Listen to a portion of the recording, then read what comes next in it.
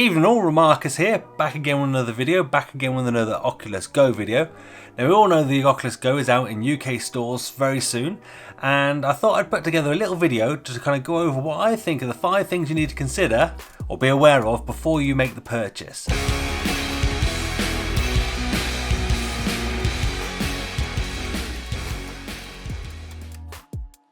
Well, the first thing to consider is which version to get. There's 2 versions, a 32GB version and a 64GB version. Apart from storage, they're both exactly the same, so it just comes down to how you're going to use it. If you're going to use it in your house mainly and just using it for kind of streaming content and that sort of thing, I think the 32GB version will be perfect. But I think if you intend to go out and about with it, maybe take it on your travels, that sort of thing, the 64GB version probably is the better choice because you had to pack a lot more content on there.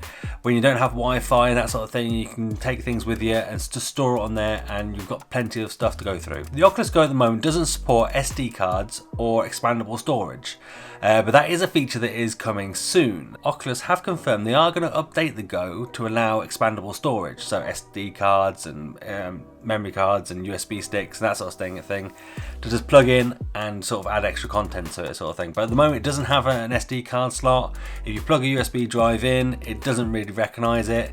The only way to kind of be able to sort of transfer files that way is to use a mobile phone. I've successfully used my Galaxy S8 Plus USB cable with a little adapter to kind of switch the ports around to plug in and then use the phone to transfer stuff back and forth.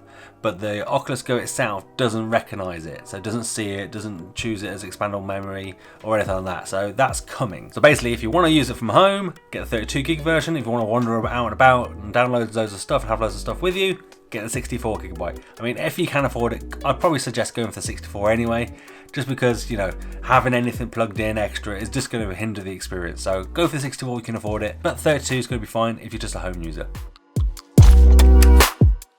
The second thing I think you need to consider is whether the games and apps that are available on the Go are what you're expecting. So if you've seen footage of an Oculus Rift or a HTC Vive, bear in mind those games are for almost completely different platform.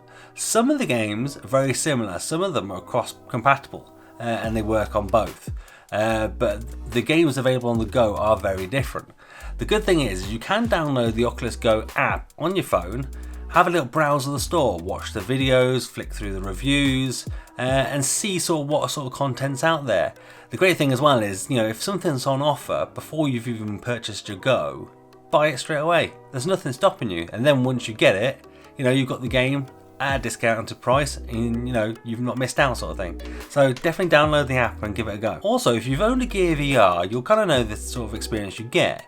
The good thing there is if you've ever used one of those before, any games you've purchased, chances are they'll be compatible with this as well. So they share kind of a similar marketplace, they use different apps, but if you've purchased something on the Gear VR and it's available on the Oculus, chances are you'll have it on there as well. So bargain. If you've played the Gear VR apps, much of them are the same. There are exclusive apps on the Oculus Go, but for the most part they share the same marketplace, hence why there's over 1,000 things available for you to do and see and try and whatever on the Oculus Go pretty much from day one, because it shares that last 2 years worth of development that the Gear VR has put in. So, you know, worth giving it a look. And if you've got a Samsung phone, you've never tried Gear VR, you can pick up a Gear VR headset for dirt cheap. If you check the selling sites on, say, Facebook or Gumtree or any sort of selling sites, you can probably pick one up for about a tenner.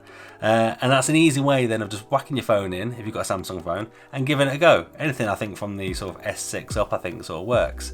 So, you know, why not? Give it a go, then you can kind of get a feel for probably about 80% of the experience of what the Oculus Go offers.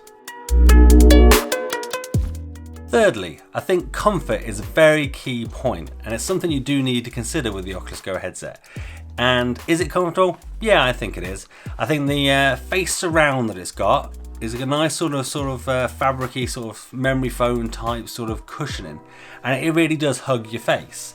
You tend to get a little bit of gap around the nose area. I think that kind of helps you breathe. It actually helps me a little bit because sometimes I'm having a quick check on my phone or something, I can just peer down the nose hole.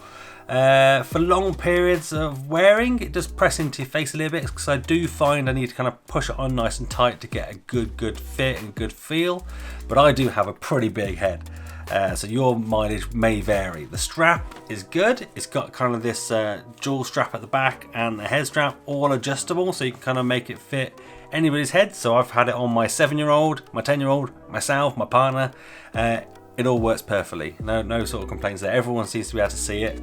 The lenses themselves, they don't sort of move. So say for example the Oculus Rift, you can adjust how far apart the lenses are. You don't need to do that with the Go. It only weighs about half a kilo, so it's not kind of dragging down on your face, trying to pull you over or anything like that. It's definitely lighter than a lot of the headsets out there, and you won't really notice it. In the box that you get with your Oculus Go, you do get a glasses spacer, which basically kind of pulls the padding away a little bit more, so you've got a bit more room between you and the lenses. I do have it put in already because I actually find it's quite good. It kind of brings the headset off my face a little bit less claustrophobic, for example. And I feel it for my head anyway. I've got quite a big head, as I said.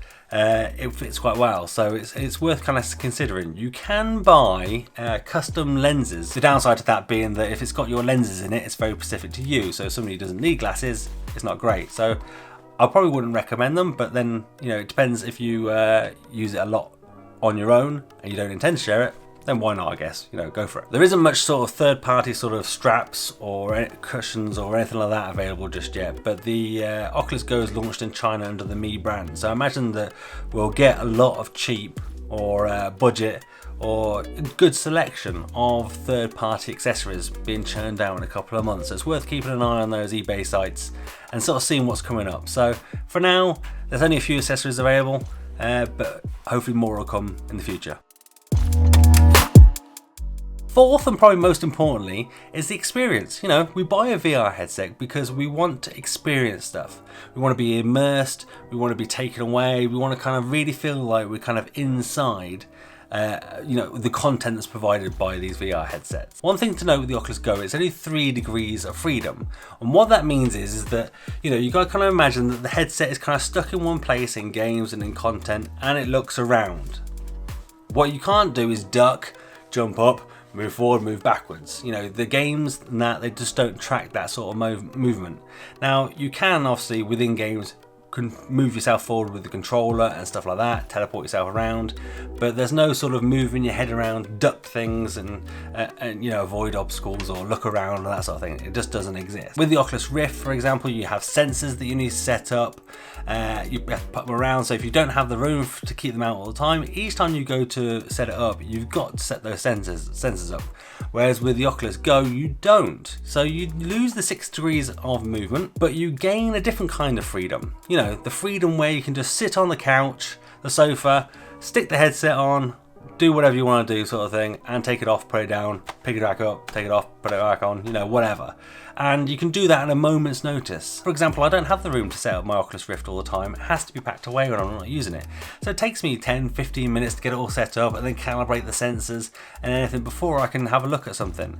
But with the Oculus Go, you're literally off and you go. You know, you pick it up, put it on. It's brilliant. The Oculus Go as well is great if you're kind of on the fence about buying an Oculus Rift or a HTC Vive. It's only £200 for the base model, and it offers, you know, I'd probably say 80% of the experience that the Oculus Rift can do. So if you're kind of on the fence about whether, you know, is VR right for you, is it going to make you feel motion sick, that sort of thing, give it a go. The Oculus Go, I'll be honest, has been a great experience for me. For just the pure convenience of being able to grab this thing and stick it on at any point. It's been brilliant. You know, I've probably used the Oculus Go more than I've used my Rift or anything else I've had in the past. The Gear VR, for example, I had to stick my phone in, stick it on, and it would be draining my phone battery. So I'd be running out of battery on my phone, which I probably value more than anything else sort of thing, trying to get me through a day. Which brings me on to point number 5. The Oculus Go has a 2600 milliamp hour battery, which is probably less than quite a lot of smartphones these days.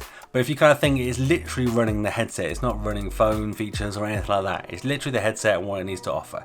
It probably gives you about sort of 2 hours of gaming, maybe a little bit more if you're just watching video, which I find is quite good. It does take about 3 hours to recharge, so you're looking at a slightly higher time to recharge it than it is to use it. You can use it while it's plugged in, and quite often I'll sit on the sofa, I've got a USB cord coming out, and I kind of just sit there with it charging. It does get warmer. The great thing about not having that 6 degrees of movement is that the 3 degrees means you're not sort of moving all around all over the place. You're literally just looking so you're not going to be pulling the USB cable out or anything like that sort of thing. And that's good. And I find that if the headset is fully charged when you start using it and you plug the cable in, it doesn't seem to heat up as much. I've heard a few people say when they've had it plugged in, it's turned off when it's got too hot, which is a safety feature, so I wouldn't worry too much about it getting too hot. But I've never experienced that myself, and I've used it quite a lot. But I guess that probably depends on where you are in the world, how hot it is, how humid it is. You know, you'll have to kind of make a call yourself, I think. In the UK, it's quite chill, so maybe I can run it a little bit longer than you can. I mean, if you wanted that freedom, some games like you to stand up and look around full 360. Some games you're okay just kind of sitting down and looking about 180 degrees, and most games are like that, to be fair.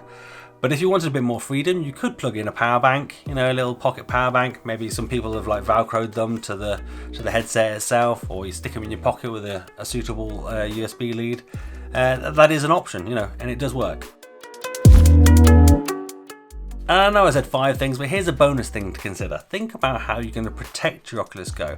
Now, it does come in a quite a nice box where you can kind of just sit it in, and it is kind of very sturdy and it will protect it, but it's a bit of an inconvenience trying to get it out of that box every time you want to use it. So one thing I would probably suggest more than anything is one of these. It kind of protects the lenses, so it's probably the key part. So literally kind of, I've done another video on this if you want to go check that out, but it literally just kind of slots in, covers the lenses and protects them. So this whole unit then becomes quite protected. I mean, the build quality of the Oculus Go is very sturdy. It doesn't creak, it doesn't crack. Even the straps on the side, the sort of plastic parts are very rugged. So I wouldn't worry too much about sticking this in a bag as long as that stays in place and, you know, traveling around with it. It also comes with a little holder for your controller. So you can just kind of slot your controller in there, and then that, you know, all in one package sort of thing. So if you wanted, you could kind of walk around with it. You know, if I was using it on a train or a plane, you know, it's easy to carry out of the case. You know, you don't have to worry about it. If you look on Amazon or eBay, you can buy cases for these sort of things, sort of hard shell cases. I use a soft one. It's kind of like this, and it kind of fits in and it just kind of covers it. It's more kind of protection from a scuff or, you know, the kids getting in it, kind of putting the kids off more than anything else. So hopefully that's given you some food for thought, answers some questions, maybe some concerns you had, giving you a bit of my point of view on how I've been using the headset. I would say above and beyond, it is definitely a win and definitely a buy from me. I mean, I can't recommend it enough. The experience I get from using this headset is very close to the Rift. It's not as good, obviously, but it's half the price. You don't have to set up sensors. You know, it's completely wireless. Cons obviously are that, you know, it's not a full VR experience. You don't have that full movement, which once you try that full movement with 2 controllers, it is hard to go back. But for £200, I can't argue with this thing. It is great. If you like this video, let me know by giving me a thumbs up down below. But if you didn't, do give it a thumbs down and let me know in the comments what you didn't like. What can I change about my videos, my style, me, whatever, to make things better for you, and I'll make more content. Make sure you hit that subscribe button and that notification button because I will be doing more Oculus Go videos. I think that's me done. I'm out. Let's give you a virtual high five.